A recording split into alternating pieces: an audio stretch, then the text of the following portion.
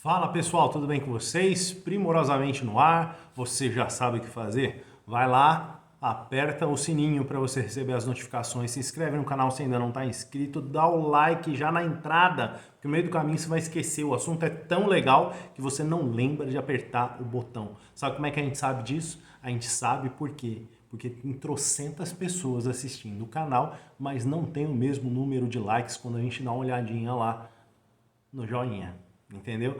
Então vai lá já, mete o seu joinha, tá tudo bem. Se você não curtiu, no final você dá um dislike, tá tudo bem, pode fazer isso, não tem nenhum problema. Mas não se esqueça, se inscreva no canal, dá seu like, já compartilha se você está curtindo. Vou repetir isso no fim do vídeo porque é importante a gente estimular vocês a fazerem isso. Tem tanta gente produzindo coisa legal por aí. E quando você não deixa o seu like, quando você não compartilha, não há um estímulo para que aquilo continue, tá? E isso é sempre muito legal, tá? Beleza, qual que é o tema de hoje? O tema de hoje é o que é a prosperidade e qual a sua origem. Muito bem, o que é prosperidade? Bom, poucas são as coisas que a gente procura na vida como a prosperidade. A gente procura muito prosperidade, mas a gente nem sabe direito o que é. Né? O que será que significa prosperidade? Né?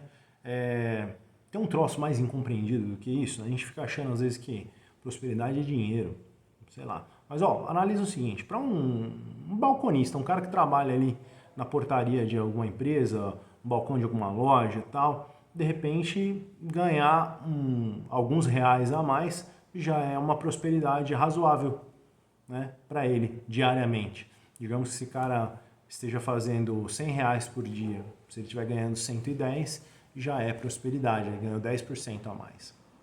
Ok? Agora, vamos analisar que isso varia de pessoa para pessoa, por exemplo. Eu não vou considerar isso prosperidade. Eu vou considerar se eu tiver um incremento, por exemplo, de 30% do meu faturamento líquido da empresa, de repente eu considero isso prosperidade. Quando você pega lá um cara que tem sei lá, uma loja de carros, né? De repente ele vai entender que aumentar talvez 10% o faturamento dele seja prosperidade. E nesse caso 10% diz muita coisa. Um cara de um posto de gasolina, puxa vida, se você pensar num posto de gasolina que trabalha ali com uma litragem absurdamente elevada, né? Então, ele não tem muito valor agregado no produto, ele está vendendo por quantidade. Então, de repente, esse cara está faturando 2% líquido, imagina. O cara tem uma manobra absurdamente grande, então, de repente, ele consegue 0,5% a mais, 1% a mais, ele já vai achar isso o Oscar, né? Vai ganhar uma grana danada. Você pega, por exemplo, um investidor lá em Wall Street, né? De repente, se ele tiver um lucro de $1 milhão numa operação, talvez isso ele considere algo próspero. Mas será que isso é de verdade prosperidade? Então, essa é uma pergunta que a gente pode se fazer. E veja que essas grandes diferenças nas respostas mostram para a gente que possivelmente não é o valor que determina o que é prosperidade ou não, não é a quantidade financeira, né? Então veja que prosperidade não pode ser definida, né, por valores financeiros, ou seja, isso é uma premissa falsa. Quer dizer, não tenho como analisar a prosperidade desse ponto de vista, né? Veja, então, de novo, quero afirmar para você, prosperidade não é uma questão financeira, não é uma questão de dinheiro. É natural que eu possa dizer que há prosperidade de diversos tipos. A financeira é uma delas, né? Então, eu posso dizer que uma pessoa é próspera financeiramente, mas isto não é a prosperidade. Isso, no final das contas, é sucesso financeiro, né? A prosperidade ela é uma coisa muito mais ampla, né? Ela tem que ver com outros aspectos. Mas, beleza, vamos trabalhar um pouquinho essa ideia, tá? Então, veja que se você perguntar então, a 100 pessoas diferentes o que significa prosperidade, você vai ter pelo menos umas 100 respostas diferentes. Algumas talvez, né, se equalizem ali, né, porque elas aprenderam às vezes aquilo tão errado quanto nós aprendemos. No final das contas, todos nós entendemos a prosperidade de maneira inadequada. Tá? Bom, o que isso nos prova? Que na verdade a prosperidade ela é um estado, né, de bem-estar geral. em vários aspectos, então, da nossa vida, esse bem-estar ele pode se apresentar. Isso implica num livre e fácil acesso a tudo que é bom, desejável, né?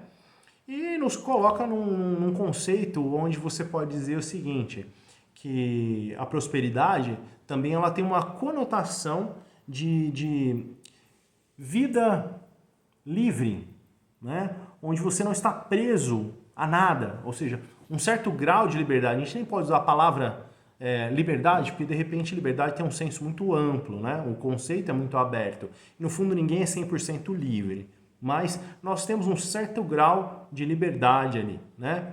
Então ela não é completa, mas uma liberdade que é satisfatória em vários aspectos da vida, né? Então você pode dizer que você é próspero quando você tem uma liberdade em relação à tua saúde, quer dizer, você tem uma qualidade de vida, uma qualidade de bem-estar e de saúde que permite você não estar preso, por exemplo, a medicações, a processos terapêuticos, né? A processos hospitalares. Então, isso gera um certo grau de liberdade. Quer dizer, uma prosperidade financeira faz com que você possa comprar coisas que você tem necessidade, alimentar melhor sua família, que você possa ter, por exemplo, férias interessantes, ou seja, você pode fazer doações, algo que é muito gratificante, você pode se dispor ao voluntariado, né, sem que isso afete, por exemplo, a sua condução financeira, né, mensal. Por quê? Porque de repente você não é um assalariado, você tem uma renda e essa renda ela resguarda todos os seus quesitos financeiros. Então veja, você pode ter também um certo grau de liberdade do ponto de vista mental, intelectual e da sabedoria, de tal maneira que você resolve questões do dia a dia com maior facilidade, de tal maneira que você lida com um coeficiente de emocionalidade saudável, né, com as suas relações sociais, ou seja, você é capaz de se comportar em vários ambientes diferentes e lidar com inúmeras pessoas sem que isso te afete de um ponto de vista da saúde mental. Você consegue sobreviver àquilo. Isso é uma sabedoria, mas é também uma prosperidade, né, emocional, né, intelectual.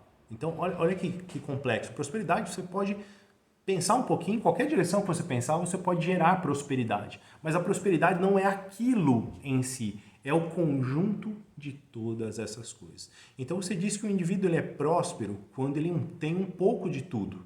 E essa prosperidade, naturalmente, pode se apresentar em graus de intensidade maiores ou menores, mas ainda assim é o conjunto da obra que nos diz que alguém é próspero. É quando esse indivíduo tem conhecimentos na área de saúde, conhecimentos na área de música, ele tem conhecimentos na área de arte. É aquela pessoa que quando você olha para ela, ela tem um certo grau de completude.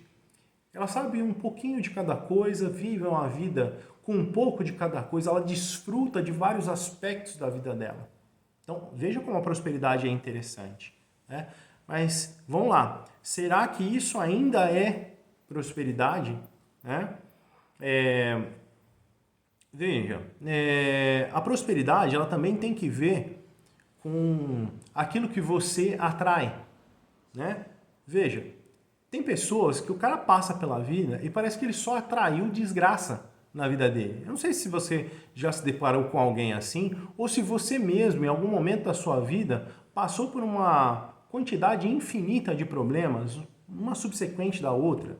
É aquele dia, semana, mês que você começa de uma determinada forma e aí parece que você começou com o pé esquerdo e a coisa começa a desandar.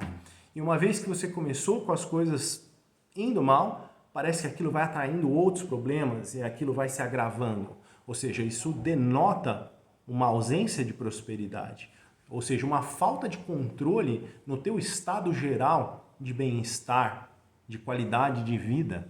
Olha que coisa peculiar. Então veja como a prosperidade ela tem um caráter um pouco mais complexo do que eventualmente a gente nota, né? Então é importante que nós olhemos para a prosperidade com um olhar um pouco mais aberto e não simplesmente de um ponto de vista financeiro. Ah, a prosperidade é quando eu tenho dinheiro. Não, não é só isso. É muito mais do que isso. Olha só, eu eu estou abrindo aqui na internet, tá? Só para a gente dar uma olhadinha, né, em prosperidade do ponto de vista da definição mesmo da palavra, do significado que ela tem, né? Então olha que peculiar. Prosperidade, então ele coloca lá é o estado ou aquilo que se torna próspero. Tá, beleza, não resolveu nada, né?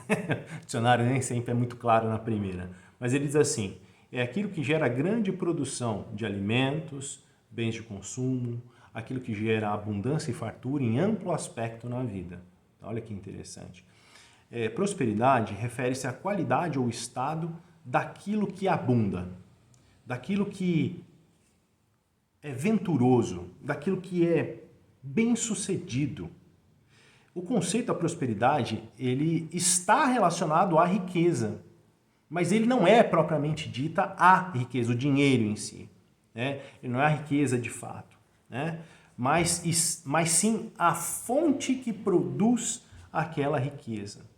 Ou seja, qualquer sinônimo que você possa dar para prosperidade tem que ver com o ato de pró-operar. Ou seja, você pró-operativo numa direção. Qual direção? Uma direção produtiva. Uma direção rica, abundante. Ou seja, você age em direção a essa abundância. Então, quando a gente fala de prosperidade, é uma abundância na sua totalidade, em todo o aspecto da vida. É o operar numa determinada direção, né? Eu estava, inclusive, desenvolvendo um material aqui para fazer um outro vídeo, né? E esse vídeo ele vai falar um pouco, né, sobre o eu sou, né? Mas veja que interessante. Eu vou comentar rapidamente, depois num outro vídeo a gente vai ver isso com um pouco mais de clareza, né? Então, quando a gente diz assim, eu sou, qual é a abrangência de eu sou? Então veja que Moisés ele aborda a Deus na sarça ardente, né? Deus está ali aguardando, cria uma situação, então tem ali uma sarça que é uma plantinha, um arbusto, né? E esse arbusto está em chamas, mas ele nunca se apaga. Então esse é o contexto da história. E então Moisés está ali no deserto e de repente ele vê um arbusto que está pegando fogo, mas que não se queima, não se consome. Então ele vai se aproximando e quando ele chega, ele ouve uma voz e a voz diz, olha, tira suas sandálias porque este lugar ele é santo, ok? Ele é separado. Este ambiente aqui onde a sarça está queimando é um ambiente santo.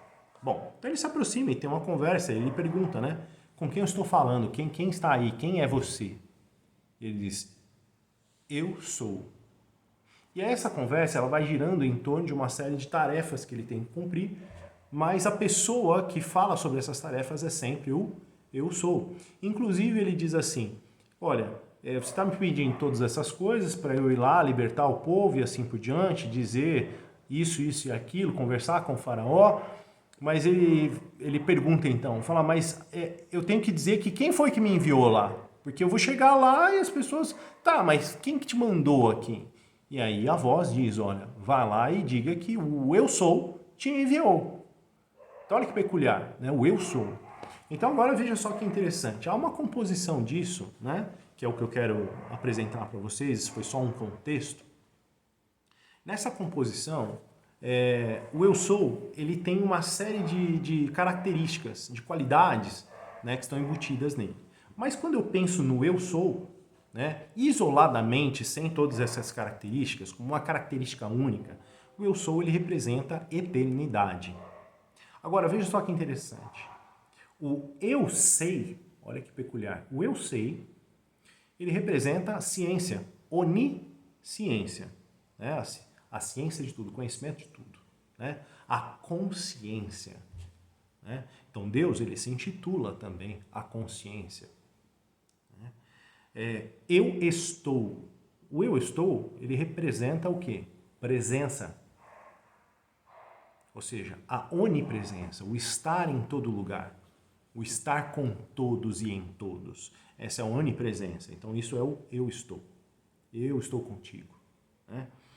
O eu falo representa o poder. Então está escrito na Bíblia que assim que o verbo, né, se fez carne, né? E habitou entre nós, algumas coisas aconteceram. Está escrito também que através do seu comando tudo que foi feito se fez, através da sua palavra, do seu falar, tudo que foi feito se fez. Então, quando eu digo eu falo, na palavra reside o poder, poder para criar. Então, fica aí uma dica para você. O que você tem dito por aí, o que você repete, que falas, você repete. Essas palavras têm poder. Se você tem dito coisas boas, coisas abençoadas, então você tem criado um ambiente próspero, abundante, de bênção. Agora, se você diz coisas ruins, atrapalhadas, bobagens, se você diminui a si mesmo, se você fala das suas misérias cronicamente, então você está criando o quê? Escassez. Então aquilo que você fala, a palavra tem poder, ok? Eu penso, né? A gente fala sobre existência, né? Quando a gente fala eu tenho, a gente fala de abundância. Olha que legal. Eu faço é prosperidade. Eu vou é o quê? Fluência. Então, olha só que lista interessante. Eu sou eternidade, eu sei é ciência, eu estou é presença, eu falo é poder, eu penso é existência. Inclusive alguém disse, eu penso, logo existo. Lembra disso? Então tá aí, ó, Descartes. Então, eu tenho abundância, eu faço prosperidade, eu vou fluência. Então veja, o que é prosperidade? É tudo aquilo que eu faço para gerar o quê? Abundância. Mas aquilo que eu faço para gerar abundância, ele influencia uma série de coisas. Influencia o quê? O eu vou. Se você está fazendo, você pode ir, né? É o caminho. Se você faz, você também tem. E aí, olha só que interessante, isso está gerando abundância de forma direta. Se você está prosperando num outro aspecto, você está gerando, por exemplo, pensamentos de qualidade, né? E os pensamentos, eles criam existência. Ou seja, você vai preenchendo o seu caminho com existência. Você estava lá, né? Se a prosperidade orienta o seu falar, você está gerando poder. Há poder na palavra. Veja, o que eu estou fazendo com vocês aqui. No momento em que eu estou conversando com vocês, desenvolvendo esse material, fazendo vídeo, eu estou servindo. No ato de servir, um professor, por exemplo, ele é aquele que mais aprende. Porque quantas vezes ele se repete no falar?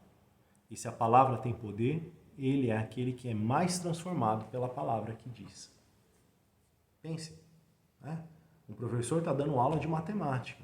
Olha, quem que pode saber mais de matemática do que esse cara? Por quê? Ele fala de matemática o dia inteiro, todos os dias, para pessoas diferentes. E passa uma vida estudando e falando sobre matemática, preparando material para os seus clientes. Olha que interessante. Então, quem mais poderia ser beneficiado do que ele? Ele é sempre o mais beneficiado.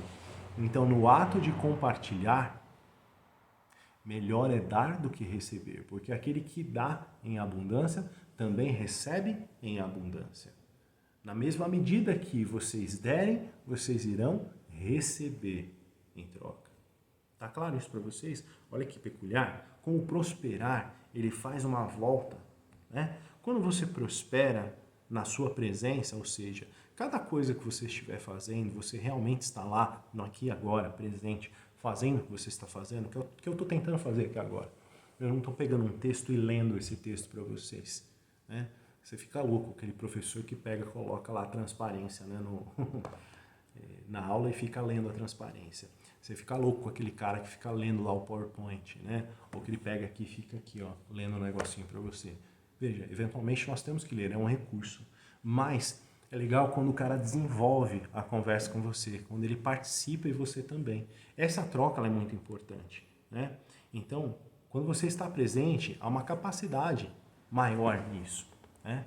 Então, veja que peculiar. Tem um texto lá na Bíblia que diz assim: tudo quanto te vieres à mão, faze-o com todas as tuas forças. Não é para você fazer força, não é esforço, não é isso.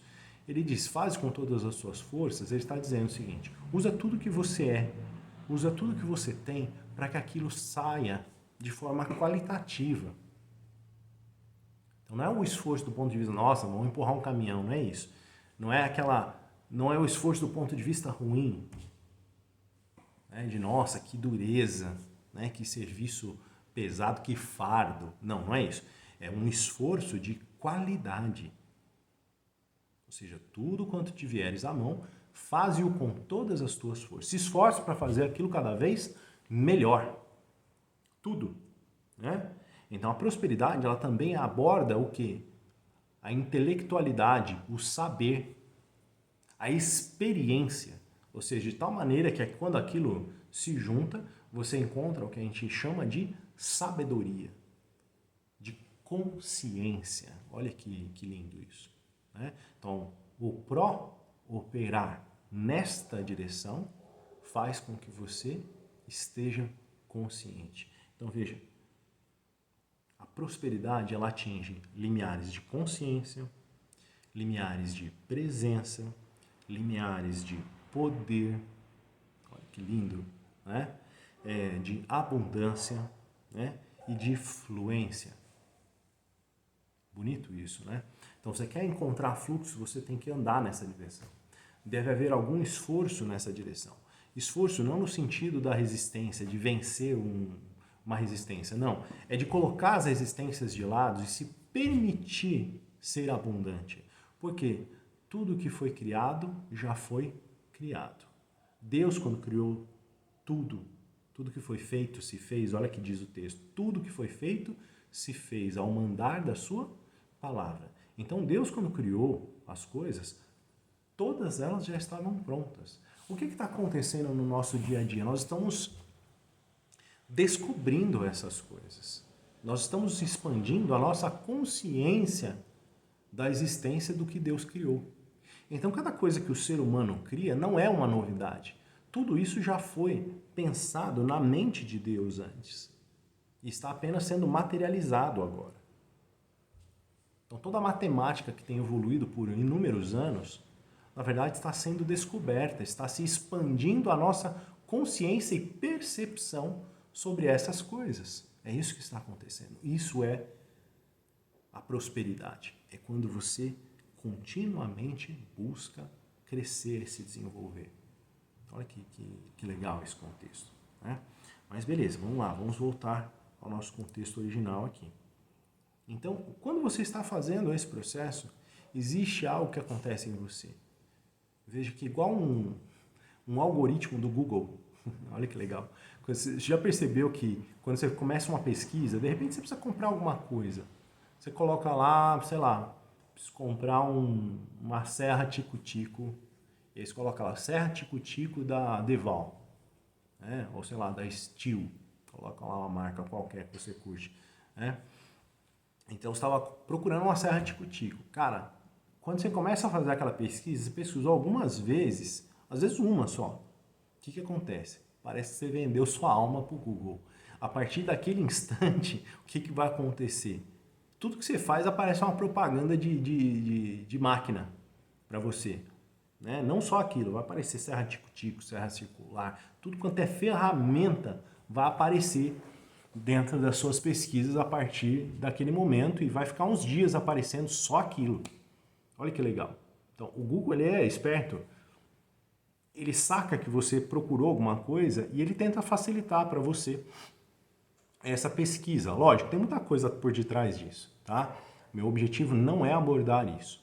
Mas isso também acontece conosco, o nosso cérebro. O nosso cérebro, ele é feito para funcionar de uma tal maneira que quando você tem algum interesse hierárquico em alguma coisa, quando você prioriza algo, então, a partir daquele instante, por uma questão de ressonância cognitiva, você irá encontrar com maior facilidade mais daquilo.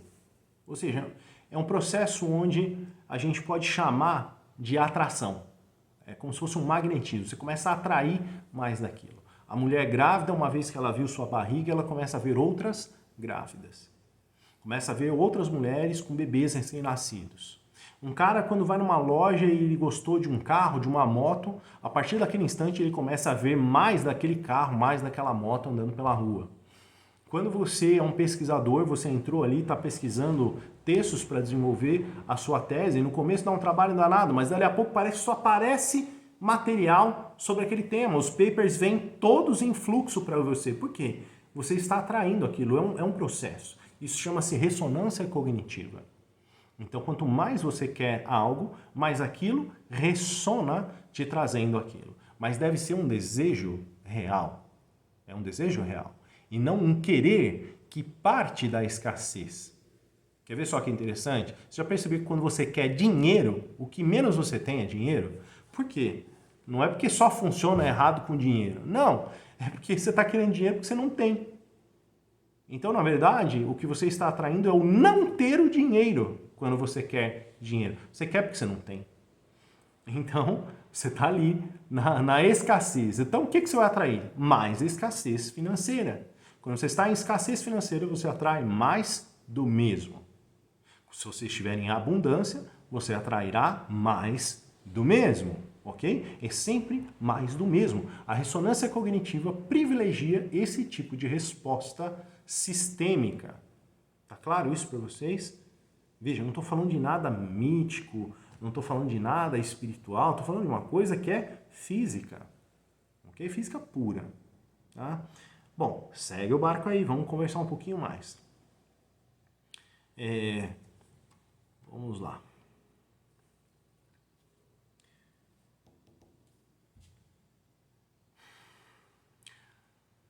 Assim como é com o que nós acabamos de falar, é também com o nosso suprimento. O nosso suprimento, nosso sustento, ele não vem porque nós trabalhamos duro. Entenda bem o que eu estou querendo dizer. Não é o trabalho duro que traz resultados, e sim o trabalho inteligente. Trabalho duro traz resultados? Traz, mas ele é duro. Ele é, na verdade, o trabalho duro, uma maldição. Está escrito lá no Gênesis, olha, vocês me desobedeceram, fizeram de uma maneira que não foi a que eu solicitei, então agora, Adão, com o suor do teu rosto, trarás o pão de cada dia. O que ele está dizendo? De forma dura. Com sofrimento, você vai trazer o pão de cada dia. Por quê? Porque você escolheu por isso. Isso não é uma maldição que eu estou colocando sobre você. É uma maldição que você mesmo impôs sobre o teu sistema.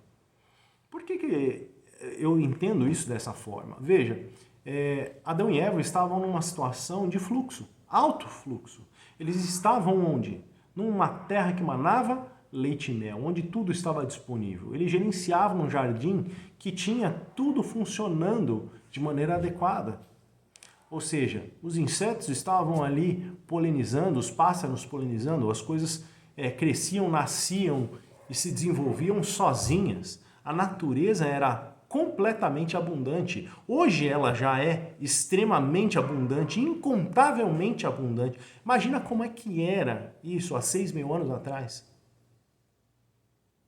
Não dá para a gente categorizar, quantificar, qualificar nada disso. Não tem como.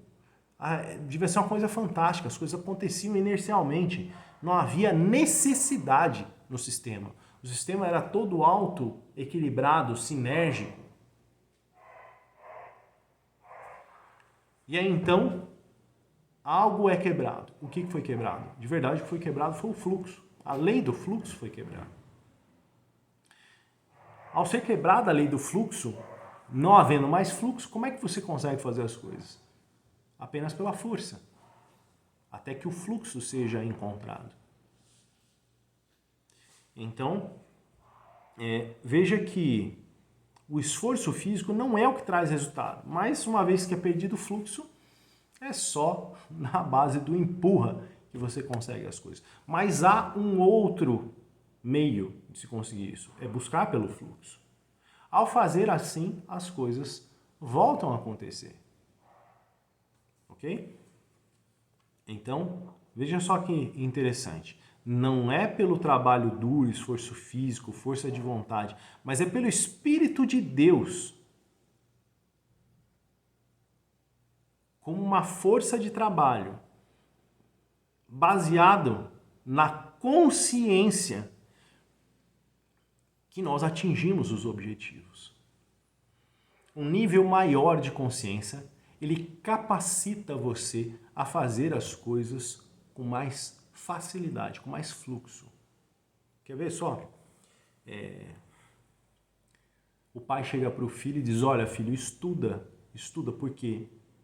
Porque a pena é mais leve do que a enxada. A pena de escrever, a caneta é mais leve do que a enxada. Eu não estou dizendo com isso que trabalhar de forma intelectual não seja algo que também traz cansaço, fadiga, também faz isso. Mas veja que o trabalho duro da roça ou qualquer outro trabalho duro é realmente o quê? Duro, muito mais esforço.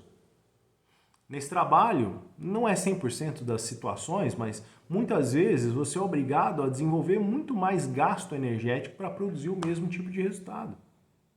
Enquanto que o indivíduo com caneta faz muito resultado com pouco esforço. Tá? Veja, não estou generalizando isso, tá? Mas vocês entendem o que eu quero dizer? Ou seja, o acesso à consciência, à sabedoria, é o que traz maior fluxo. Quanto mais sábio você é, ou seja, quanto mais inteligência em prática você consegue pôr, experiencialmente falando, mais você é capaz de produzir resultados. É disso que se trata a ideia. Então, olha só que interessante. No livro de Zacarias, no capítulo 4, versículo 6, diz o seguinte: esta é a palavra do Senhor a Zorobabel. Eles não por força, nem por violência, mas pelo meu Espírito, diz o Senhor dos Exércitos.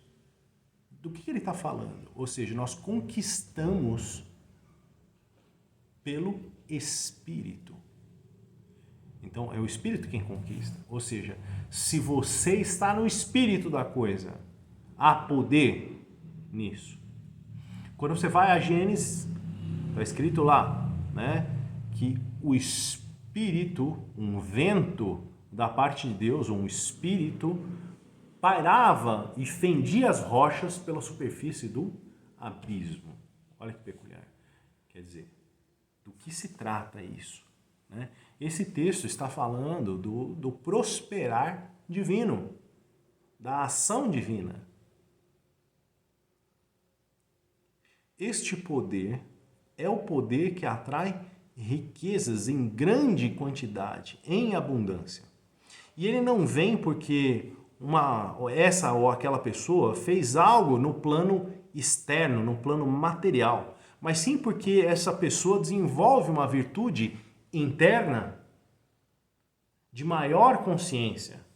Ou seja, é por aquilo que ele é que então esses resultados são atingidos.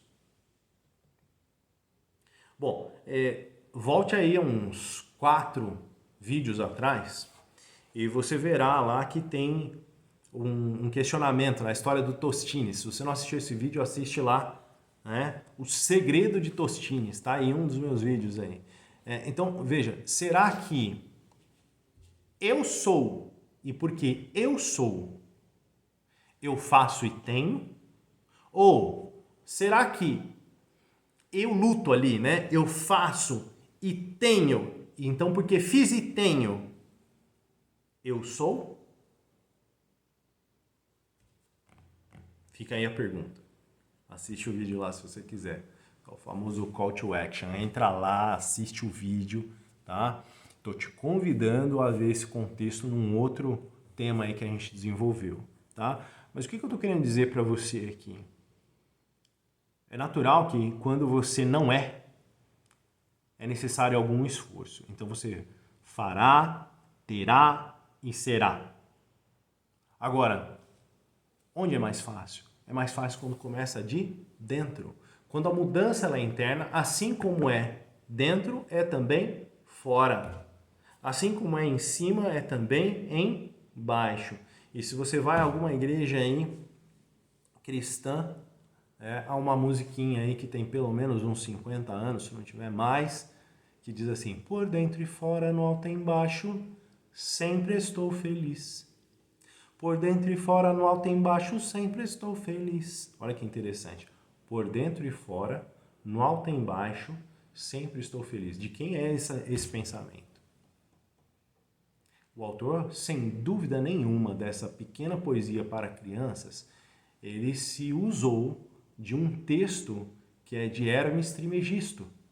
2000 anos antes de Jesus, Hermes Trismegisto dizia isso, que assim como é dentro, é também fora. Assim como é em cima, é também embaixo. E Jesus, com toda certeza, assim como ele estudou uma série de materiais, Bíblia, provavelmente Cabala, ele leu um bocado de coisas, porque você vê que ele faz reminiscência a textos, né? Ele comenta coisas de outros autores.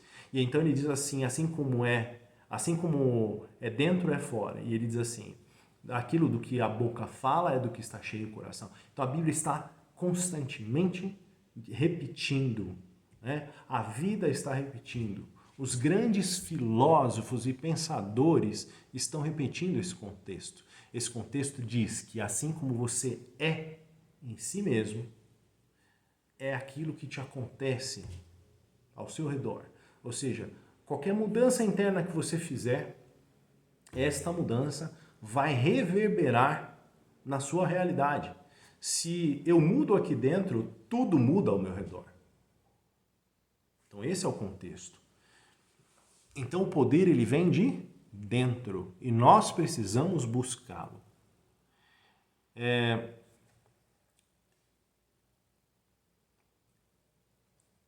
Tem um texto que diz o seguinte: a todo aquele que tem, mais lhe será dado.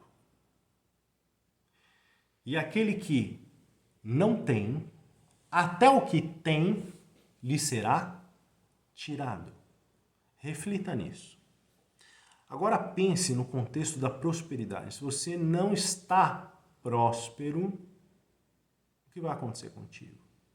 Se você está na escassez, maior escassez lhe será conferida. Por quê? Porque Deus é mau? Não. Porque Deus quer jogar uma praga em cima de você e te castigar? Não. O universo que Deus criou e esse Deus que criou este universo é amoroso, oportunizador. Ele quer te dar o melhor. Se você não acredita em Deus, está tudo bem, não tem problema. Mas você acredita numa força maior, você acredita em algo diferente dessa realidade pequena na qual você vive. Então, existe uma energia, um poder, uma força, uma entidade que bota essas coisas todas para funcionar. E essa entidade não está querendo ferrar com você. Ela quer, na verdade, o seu melhor, ela quer a sua expansão, ela quer a sua prosperidade, quer que você tenha experiências de uma vida abundante. E é neste sentido que nós precisamos entender esse contexto. Quando você tem, mais lhe será dado. O que a gente está falando? Quando você é próspero, você sempre é próspero. Mesmo você tem uma perda ou outra, mas você está sempre prosperando. Observe pessoas prósperas. Aquele que não é próspero, parece que o cara cava um buraco atrás do outro. Está sempre na dificuldade, sempre na escassez. Então, veja como o texto é claro. A todo que tem, mais lhe será dado. E aquele que não tem, até o que tem, lhe será tirado. Em outras palavras, é aquele que tem consciência do reino de Deus, a ele todas as coisas serão acrescentadas. Isso está escrito também. Nós instintivamente sentimos que essas coisas são verdadeiras, mas racionalmente a gente acha que não. E é isso que, na verdade, acaba deixando a gente complicado. Por quê? O nosso universo racional, lógico, analítico, muitas vezes é aquilo que nos impede de prosperar. E isso, né, o fato de nós termos uma sociedade ocidental que tem esse pensamento didático, lógico, analítico, né, racional, isso normalmente nos impede de ser receptivos a essa prosperidade, a essa sabedoria que leva para a vida em fluxo, em abundância. E Jesus encontra uma mulher na beira do poço e ela diz: mulher, dá-me de beber porque tenho sede. E enquanto ela está ali, né, conversando com ele, né, ele vai trocando uma ideia com ela e diz o seguinte: olha, você está me dando água aí do poço, mas eu tenho água, mas não é do poço. A água que eu tenho para te oferecer é uma água diferente. E ele diz assim: se beberes da água que tenho para te dar, de ti fluirão rios d'água viva. Olha que coisa fantástica. Ou seja, se bebermos desta água, de nós fluirão rios d'água viva. E num outro texto ele diz o seguinte: provai e vede, se não vos abrirei as janelas do céu e enviarei bênçãos sem medida. Como? Como chuvas. Ele está dizendo isso. As bênçãos vêm como chuvas, mas vocês têm que provar para ver. Vocês têm que acreditar nisso para ver se concretizar a chuva de bênçãos. A Bíblia diz que ele faz chover sobre justos e ímpios. O que ele está dizendo com isso? Que há uma lei. E essa lei não é para quem é legalzinho, para quem é bonzinho, não tem nada que ver uma coisa com a outra. A lei é para aquele que a segue. O indivíduo que consegue seguir a lei, ele está capacitado a receber os benefícios dela. Ele faz chover sobre justos e ímpios. Olha só que interessante. E se você conhece essa lei, se você crê nela, provai, né? Provai é ter fé. Se você testa, faz prova dele, ele diz: provai e vede, se não vos abrirei as janelas do céu. Do que ele está falando? Está falando da concretização dessa lei de prosperidade e abundância. O poder das mãos de Deus não pode por nós ser diminuído pela nossa descrença. Não pode ser invalidado porque nós não acreditamos, porque nós não temos fé. O poder existe. O que nós precisamos fazer? Nossa percepção de unidade e comunhão com Ele é que precisam ser modificados.